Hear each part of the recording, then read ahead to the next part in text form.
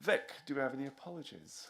Thank you, Chairman. We have apologies from Councillors Watley, Nielsen, Palmer, Mills and Chan, and we understand that Councillor Rouse is going to be a little bit late. Thank you, Chairman. Thank you, Vic.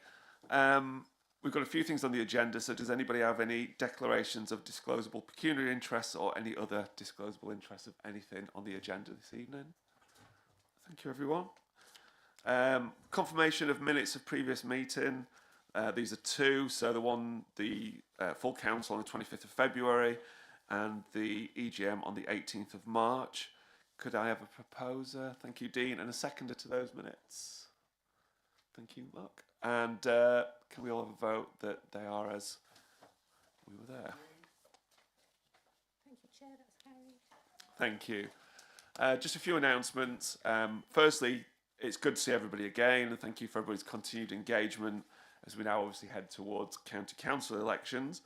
As chair of the council, I've continued to attend a number of events in the region, and discussion, as you can imagine, with fellow chairs and mayors, the topic of devolution across different authorities have been the main topic of conversation. With many of the people that I've spoken to, and obviously they're not fully representative of their own councils, taking the preference that the more local the new unitary authority, the happier they would be, and that of their electorate.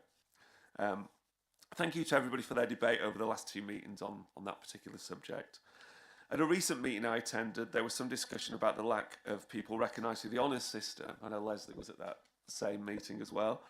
And in Worcestershire and as a whole. And it was asked that people who know the community, who know people within the community who could be honoured, whether this be MBEs or OBEs, be put forward. We seem to have a lack across the county of people represented in this way.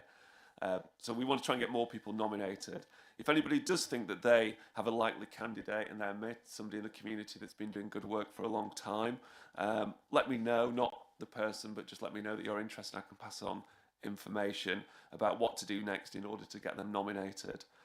People to consider are those who have done great things in the community for a number of years and may have been consistently supporting and changing lives through their own selflessness. I'm sure we've got loads of those. Finally, this Friday, it's a tourism forum held by Economic Development. I mention it because it's being held at Elgar's birthplace in Lower Broadheath and will include a tour of the place. The birthplace is not only a hidden gem in Malvern, but also in Lower Broadheath. And so on Saturday, I've also organised it to be open for residents of Lower Broadheath for the day so they can experience the conservation work that goes on there. Thank you. Jen? What time on Friday? It's 2 o'clock. I'll come. Is it 2 to 4? Yeah, it's 2 to 4. It starts at 2. You'll be thrown out at 4. Agenda item 5, public participation. We don't have any. Leaders' question. Can I come to you, Malcolm? Wherever you are. I'm sorry, Malcolm. We've got one. Thank you, Chairman. Let me just find it.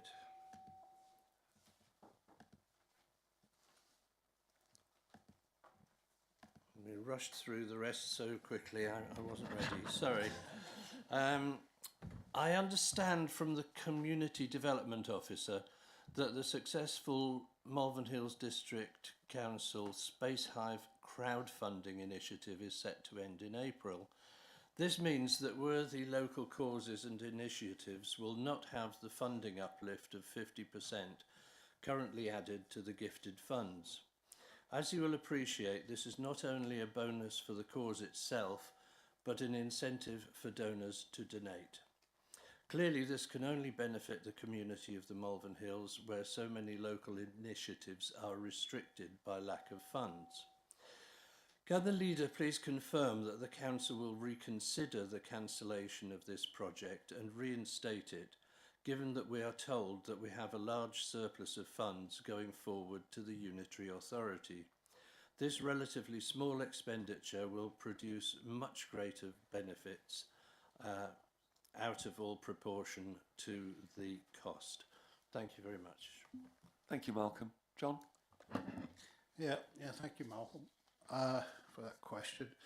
We are incredibly proud of what our communities have achieved through Space Hive crowdfunding over the last 5 years, with over 40 projects reaching their funding goals and raising almost £800,000 with the support of Malvern Hills District Council. The District Council has contributed over £350,000 to these projects through its People Make Places, Ticket to Ride, Destination Zero and Connected Communities funding. Spacehive has enabled the Council's funding to go even further with a return on investment of £2.25.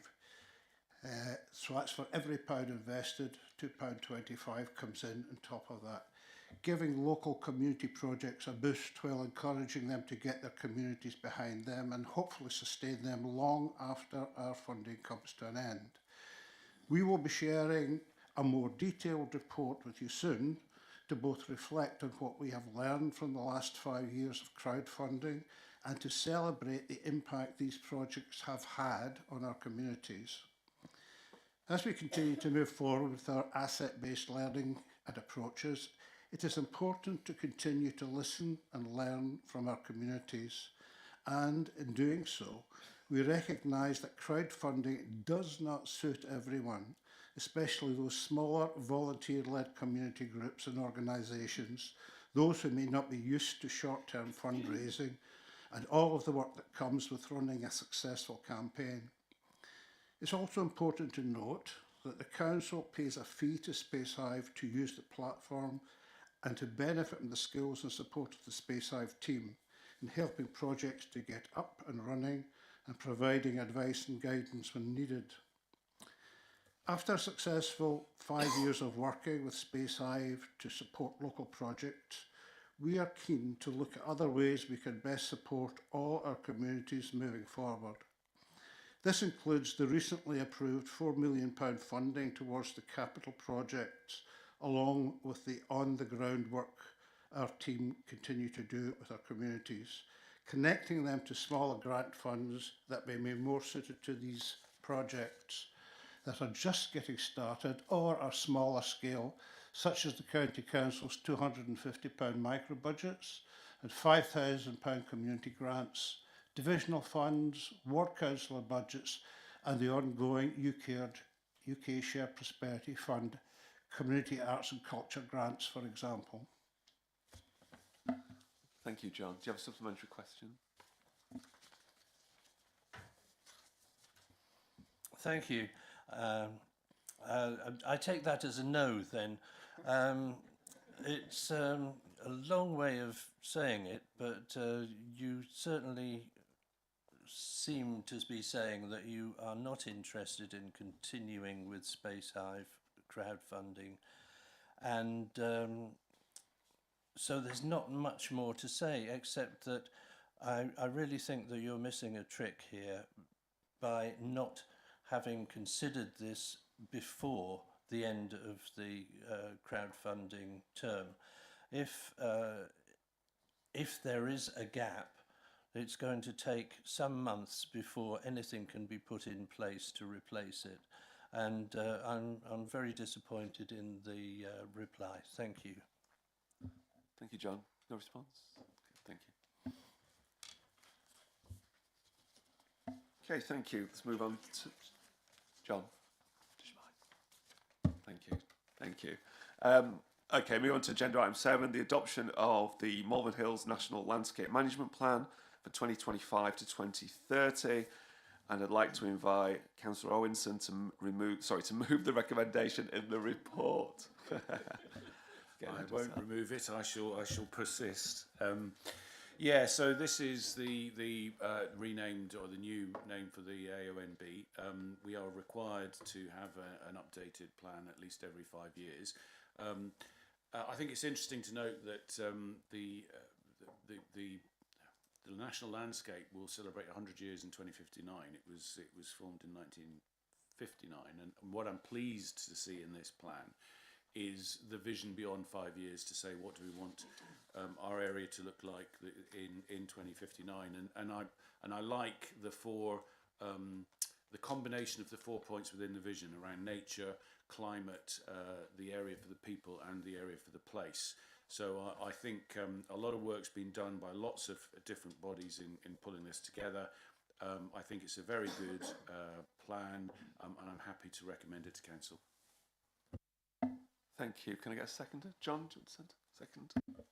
Happy to second its chair. I should say that I have been chairing the what was the Joint Advisory Committee of National Landscapes, and it was a pleasure to be part of. This was the major piece of work that's been undertaken over at least a 2-year period, and as Councillor Owenson says, you know, it's an immense piece of work covering a very broad range of subjects.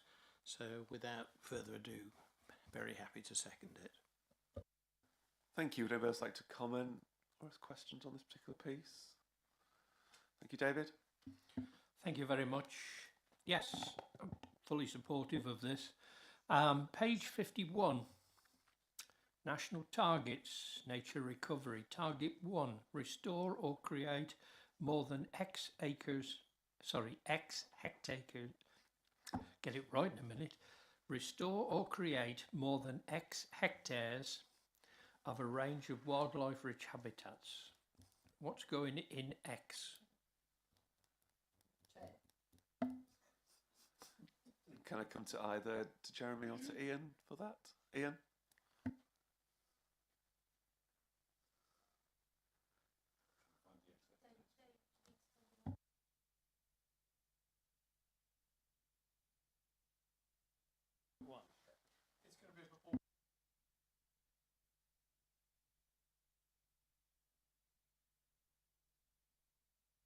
Thank you. Okay. Is that okay, David?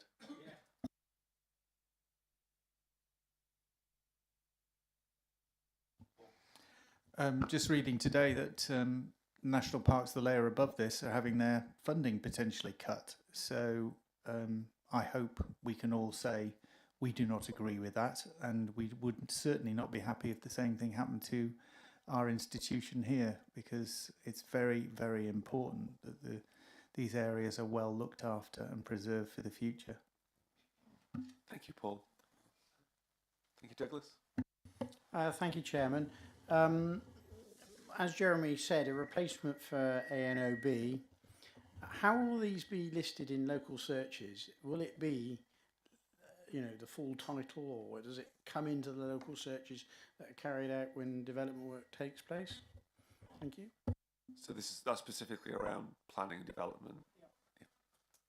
Any comments, Ian or Jeremy?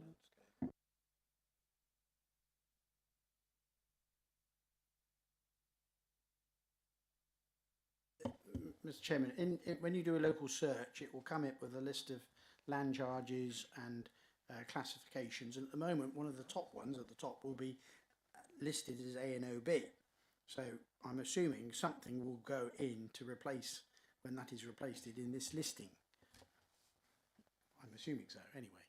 Ian?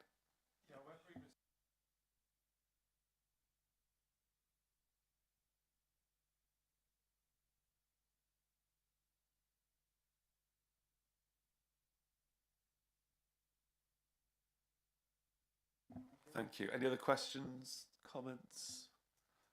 Sorry, Paul. I note in the list of special features, we don't include Woodbury Hill, which was the site of a battle with the Welsh many years ago. Could we consider putting that in the right place?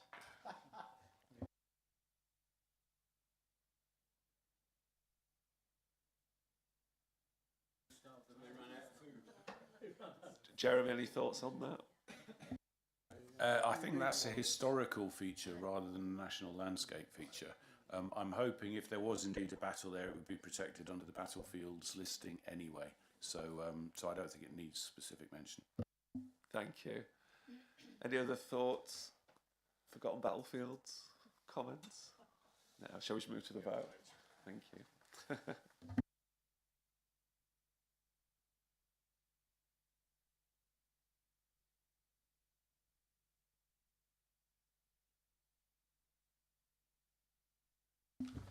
Thank you, everybody. Agenda item 8, food waste service for Malvern Hills. Again, I come to Councillor Owenson to move the recommendation in the report.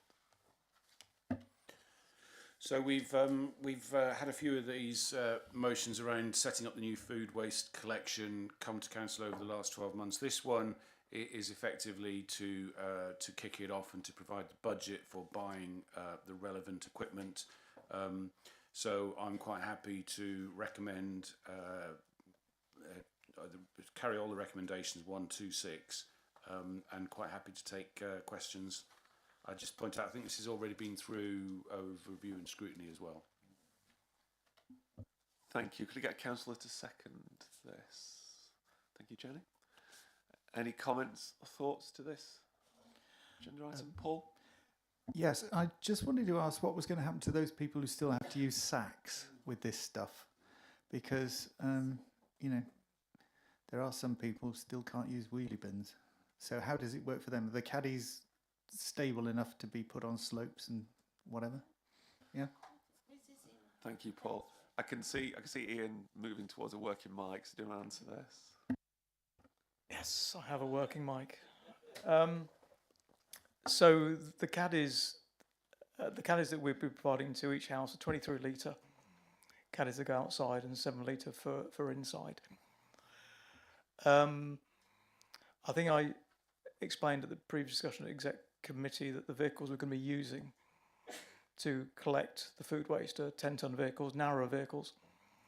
So we'll be able to get to places where current vehicles can't reach. But that doesn't mean that every single household will be accessible immediately. So I think the answer to your question, Paul, is that if we are not able to provide a caddy that's appropriate for the needs of that particular household, and they wish to engage in the service, we would need to find an alternative way of doing that. Our suspicion is that not all people will engage in the service. National surveys suggest 50-60% would be a very good participation rate. So there'll be always people that choose, for whatever reason, not to engage with this. Thank you, Ian. Jeremy? I mean, just the only thing I would add to that is that the caddies are relatively small compared to the bins. So the inside caddy of 7 litres is something that could sit on a kitchen workspace. The outside caddy is probably even a little smaller than a standard waste bin. So it doesn't need a particularly large space outside for storage. And of course, it is something that's going to be collected on a weekly basis. So I'm hoping that it's going to be a lot easier to provide the service. Thank you. Mark? Yeah, I fully support these recommendations. It was just a quick question, really. I know we've got the capital costs. I thought the government were going to announce the revenue cost towards the end of last year. Have we got any information on what we're going to be awarded or likely to be awarded for revenue costs, or when, if that's not announced, when that announcement is likely to be made? Because I think that's quite a significant chunk of funding, and based on the capital costs, just kind of flag whether there's any potential shortfall, and whether we as a council will have to come up with that shortfall for revenue costs. Thank you, Mark. Ian?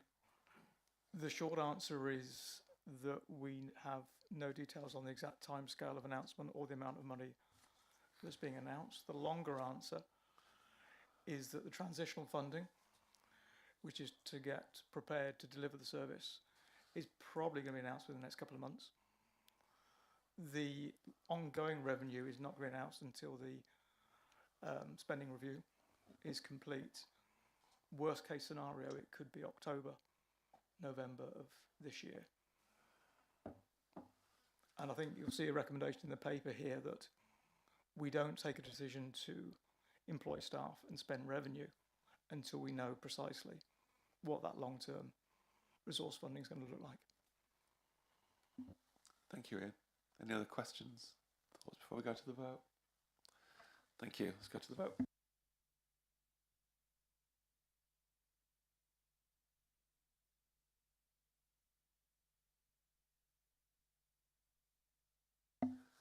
Thank you. Agenda item 9, the new council plan.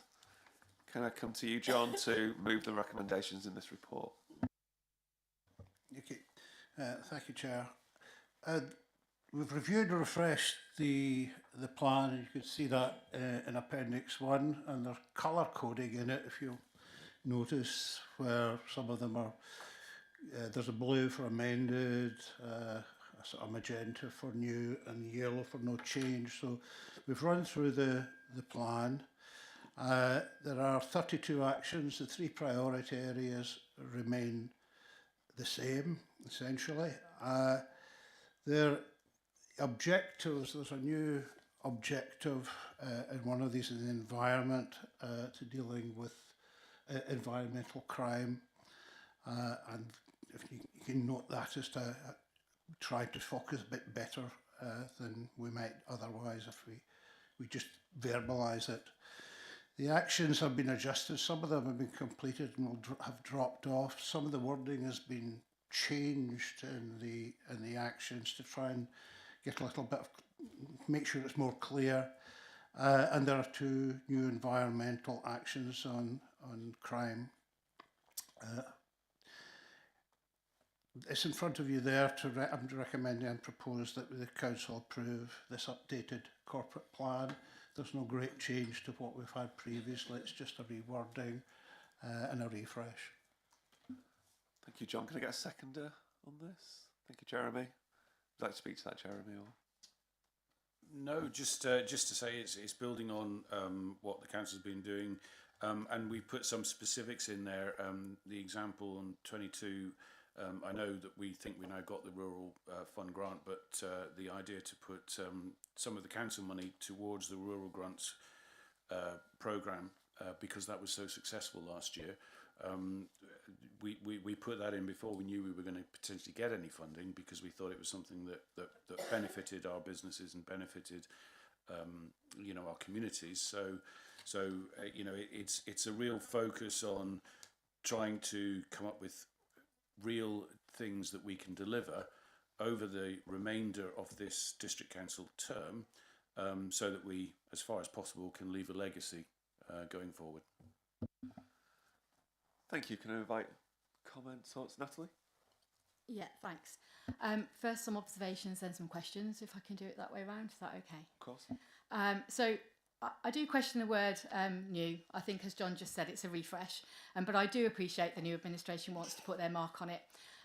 I'd also question whether some of the priorities are new, particularly 3, 5, 8 and 9, but they're certainly worthy of continued focus.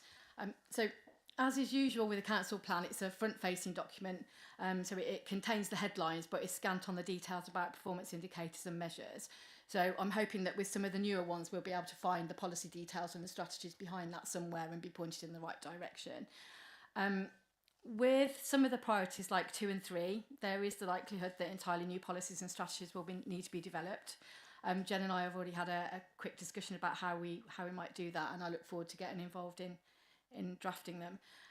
Pleased to see a continued prioritisation of the arts and hearing the voices of young people and the introduction of an empty homes officer. That's something that was a long-standing priority of mine when I was portfolio holder. So really good to see that.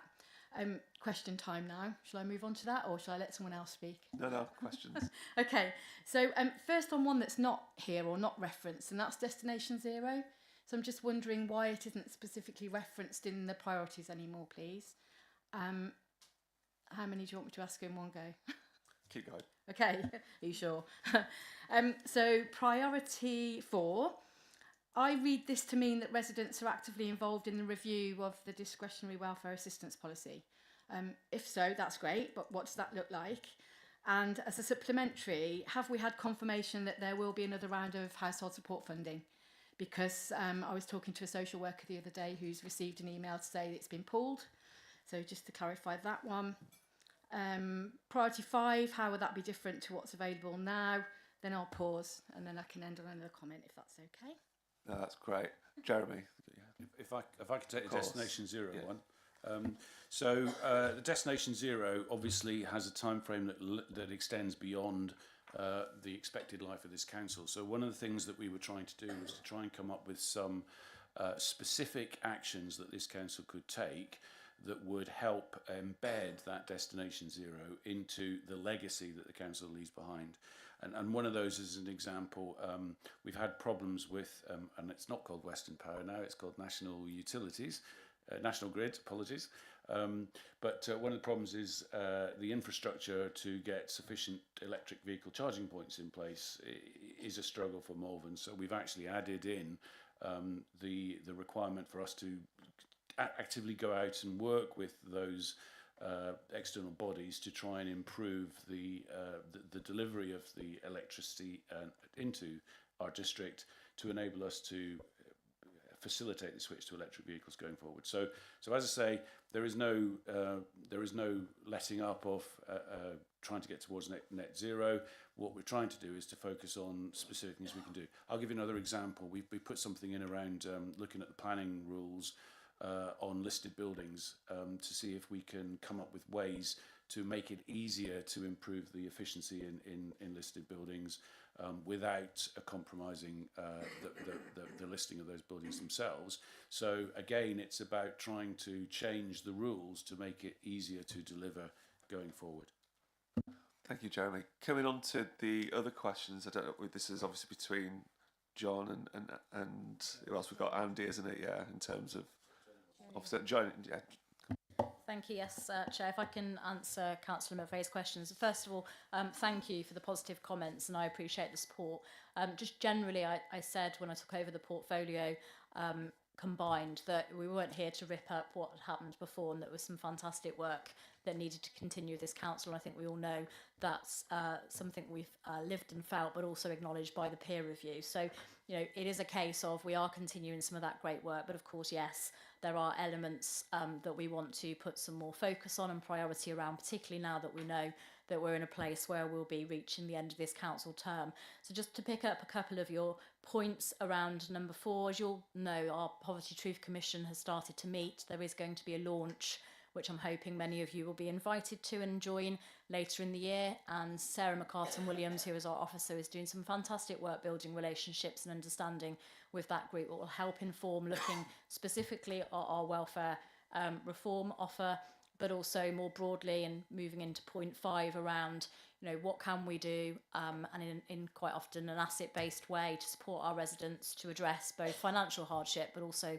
some of those other determinants of health and well-being that quite often have an impact on lives. So whilst I'd love to say I have all of the targets, keys and objectives, there certainly will be service plans that we're currently working up that will give the context that sits behind what some of that looks like and how we know we've been successful. But of course, these things are, as I've said before, quite often fluid, and we'll go with what comes up and how we put that forward. What I am keen, and I've said to you many times, is that I am really keen to get as many members from this council involved. And we're looking at how we work better with the policy development panel for communities so that there's the input there through overview and scrutiny, but also on a one-to-one basis. So I know there are members that have great skill sets, experience and enthusiasm and passion that want to get involved in some of this council plan delivery, and I would absolutely welcome that. And Councillor McVeigh will know that we've had that conversation just this evening. So I hope that answers your question and gives some reassurance. I've noticed Paul wants to speak, but I'll continue with Natalie until you finish. That's okay. Yeah, thanks, Jeremy, for the explanation around Destination Zero. So the refresh that was due to happen, I think, at the end of last year, that's still going to happen, the refresh of DZ at some point. And then Jen, thank you, appreciate the kind words, really happy to be involved. HSF though, what do we know about HSF? And I defer to Jen to answer that one. Yeah, I think mic's working now. Yes, so I can confirm that we've had a proposal from County Council for an allocation for 25-26 for HSF. I think from memory it's around 250k for Malvern Hills. That's still all to be confirmed, but we're still looking at a substantial investment for a further year in HSF. Thank you. Natalie? No, thank you. That's reassuring because I had seen an email to a social worker that said it was stopping. Thank you. Paul? Just like to say the empty homes officer cannot come fast enough, because some of the communities around, just even in Great Malvern, are so blighted by properties that have been left vacant for decades. We have got to do something about that. It's wrong. And also it means that we're building on green fields instead of using properties that we should be using. Some of them are just extraordinary properties which should never have been left to decay like that. And it is something that we need to sort out if we really want to have a legacy. I mean, I really feel strongly about it, obviously. You can tell. Thank you, Paul. Any comments or thoughts, questions? Cut across, David? Yeah, question if I can, Mr. Chairman. Item 28, which is to do with the flooding, which obviously affects a lot of people, particularly up in Tenbury Wells and in Sevenostoke. But there are other areas as well. We used to have a figure of £150,000 in this particular policy. That figure has disappeared and now it just says support major flood alleviation schemes. Be interested how much? Thank you, David. Maybe you want to pick that up. Yeah, Jeremy? It's very pertinent that we just had a meeting on it, funnily enough. Obviously, we've got to work on flood alleviation schemes with partners. One of the things that we need to ensure is that we look at the wider flooding issue. So as Tenbury is an example, that we know that the current flood scheme that's been proposed by the Environment Agency hasn't got funding for the current year, but that doesn't mean to say that we shouldn't be exploring other solutions for residents of Tenbury, including protecting individual properties or looking at how we can slow the flow effectively. So I think that some of us had a meeting literally earlier today, and I think we've just reminded ourselves that we need to explore lots of different ways and lots of different agencies to address this problem, and not think that there's a silver bullet out there that's going to solve it straight away. Thank you. If there's no other, yeah, Natalie? Thanks. Just it's actually picking up on the points that were just made about Tenbury as a former resident there, but it's not only me that needs to be concerned about Tenbury. Obviously, The Guardian wrote an article about it facing existential threat and that it could be the first Worcestershire town to be abandoned as a result of climate change. We all know that it's been flooded 7 times in 4 years and that the flood risks are going to increase by actually a median of 20% this decade. That's something to be really concerned about. Having spoken to residents and business owners, as Leslie has, over the last few years, they just feel like they're on the edge of a precipice all the time. When there's heavy rain, they're thinking, oh no, is it going to happen again? And one resident actually did say it's like they feel like they're marooned on an island and that everyone's forgotten about them, and we really just can't forget about them. I know I'm focusing on Tenbury because it's a town I know better than the other areas. And at exec last week, I did raise the possibility of there being a task and finish group, and I'm really pleased to hear that will be happening because it's an escalating problem, and we do perhaps need to start thinking outside the box, given that the fact that the flood defences have been so problematic and the costs just keep escalating all of the time. What are the other options? Who else do we work with? Do we look at natural solutions, for examples? I could use the word beavers at this point, and I just did. But I'm really pleased that the Task and Finish group is going to be set up to look at things. And I really do hope that my suggestion to include Leslie Bruton on that committee will be taken forward. Thank you. Thank you, Natalie. Any other comments, Sarah?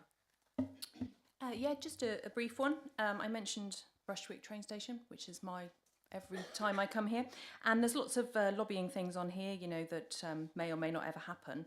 I just wondered why there was nothing to lobby for the train station or the funding for that included in the council plan. Thank you. Any thoughts on or comments to come back on that?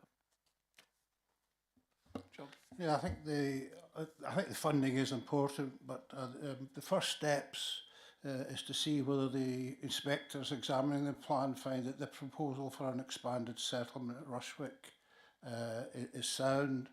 So once we've got the allocation confirmed, I think that's the point where we will work with partners on looking at the funding options for the station.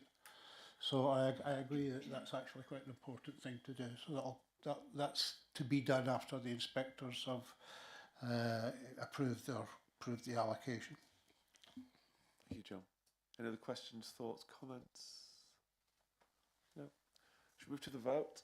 Thank you, Misha.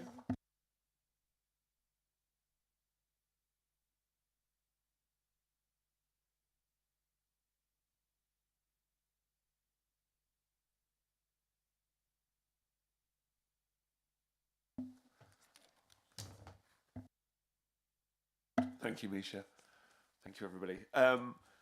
So the final agenda item for discussion, members' allowance scheme and the independent remuneration panel's report. And again, can I invite Councillor John Gallagher to move the recommendation in the report? Yeah, this is, we have the independent remuneration panel's report. We had a discussion about last year, and I thought the position that we reached is, I think that what some of the issues that were raised last year were that there's an independent panel actually evaluating all this, and we should actually allow the independent panel to give the report and take cognizance of what they actually say. So the recommendation here is to consider what they've actually said in the report and decide whether we want to accept the proposal. So it's up to members to then decide which way they want to go on that.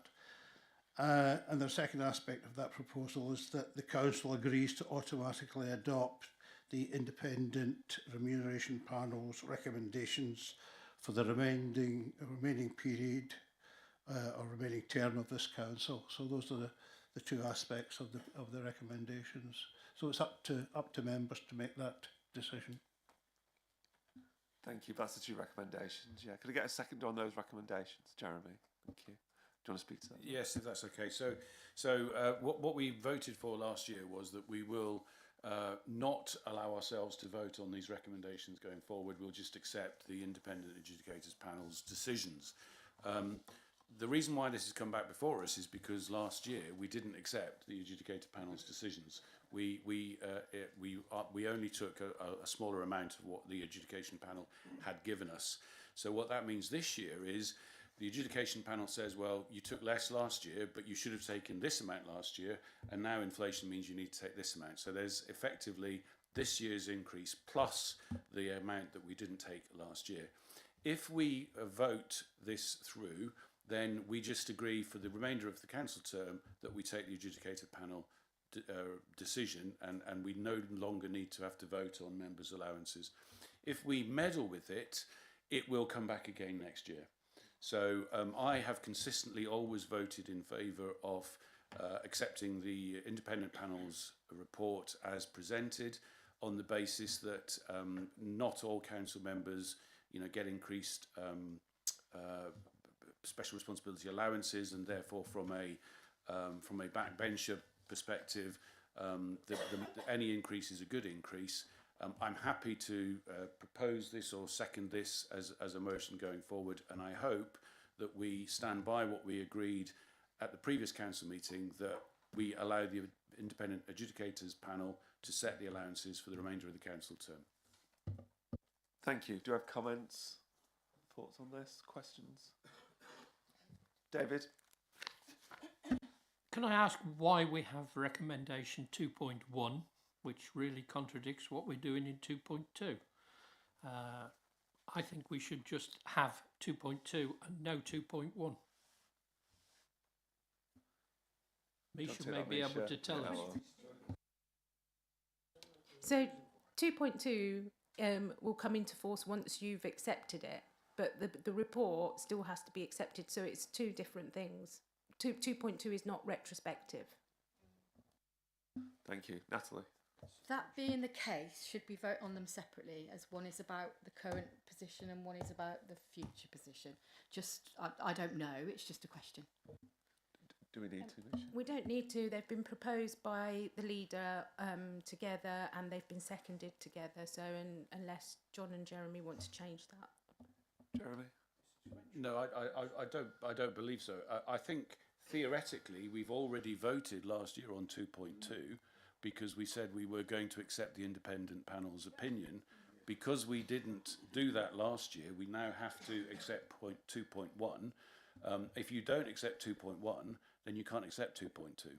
So I think you just either vote for the both or don't vote for them. Thank you. Does anybody else have any other thoughts away from 2.1, 2.2? Just a question, and Misha's probably already thought this through. Does this have to be a name vote? No. Okay. Shall we take it to the vote? All those in favour?